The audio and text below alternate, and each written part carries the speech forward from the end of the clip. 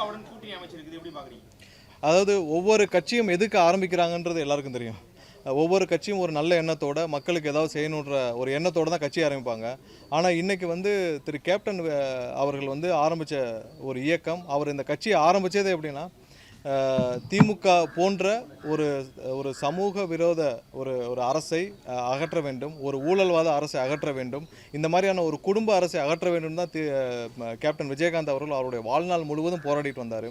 அவருடைய வாழ்நாள் முழுவதும் அவருக்கு வந்து கடைசி வரை அவருடைய உயிர் மூச்சு இருக்கும் வரை அவருக்கு வந்து திமுகவால் கொடுக்கப்பட்ட அழுத்தங்கள் தமிழக மக்கள் அனைவரும், நீங்கள் எல்லாம் அனைவரும் நன்கு அறிவீர்கள். ஏன்னா ஒவ்வொரு நாளும் அவர் மேலே நூற்றுக்கணக்கான வழக்குகள் இருந்துச்சு. அவருடைய வாழ்க்கையில் தினமும் வந்து கோர்ட்டுக்கு தான் போயிட்டு வந்துட்டே இருந்தார். அவர் திமுக அரசு இருக்கிறப்ப ஒவ்வொரு நாளும் அவருடைய ஒரு ப்ராப்பர்ட்டியாக இருக்கட்டும், அவருடைய சொத்துக்களை முடக்கும் வேலைகளை திமுக செஞ்சாங்க, அவருடைய கட்சியை முடக்கும் வேலை செஞ்சாங்க, அவருடைய அரசியல் வாழ்க்கையை முடிக்கிறதுக்கு திமுக வந்து அவ்வளவு ஆவர்த்தனங்கள் செஞ்சாங்க. அவரை வந்து அரசியலிருந்து அகற்ற திமுக அவ்வளவு முயற்சிகள் செஞ்சது.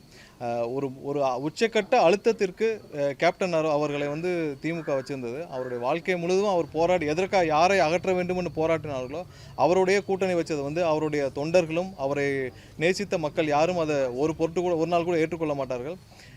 ஒரு விஷயம் என்ன பார்க்கணும்னா, இவங்க எல்லாம் வந்து இன்றைக்கி கட்சி ஆரம்பிச்சிருக்காங்க, இந்த கூட்டணி வச்சுருக்காங்க. முன்னாடிலாம் கட்சி ஆரம்பித்தா ஏதோ மக்களுக்கு நல்லது செய்யணும், ஏதாவது செய்யணும்னு நினச்சி ஒரு கட்சி ஒரு கூட்டணிகள் ஃபார்ம் பண்ணப்படும். இன்றைக்கெலாம் எல்லாம் வந்து ஒரு ப்ரைவேட் லிமிடெட், ஒவ்வொரு குடும்பத்தோடைய ப்ரைவேட் லிமிடெட் கம்பெனி மாதிரி ஆயிடுச்சு.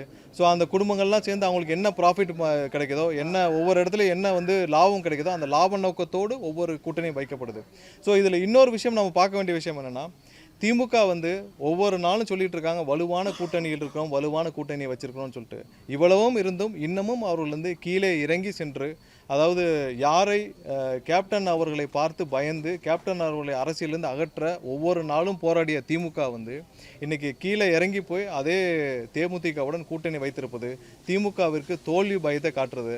அவர்களுக்கு போன வாரம் 5,000 ரூபாய் அனுபவித்த பிறகும் அவர்களுக்கு நம்பிக்கை வரவில்லை, இன்றும் நம்பிக்கை வரவில்லை. இப்போவும் சொல்கிறோம், இன்னமும் திமுகவிற்கு தெரியும் அவர்கள் எந்த 34 தொகுதிக்கு மேலே இந்த கூட்டணி தாண்டாது என்பது திமுகவிற்கு நல்லாவே தெரியும். அதனால தான் ஒவ்வொரு நாளும் பயத்தில் இருக்கும் திமுக கிடைக்கிறவர்களெல்லாம் ஏதாவது ஒரு ஆதாயத்தை, ஏதாவது ஒரு நம்பிக்கையை கொடுத்து அவருடன் கூட்டணி வைத்துக் கொண்டிருக்கிறார்கள். இது மக்கள் எல்லாருக்கும் தெரியும்.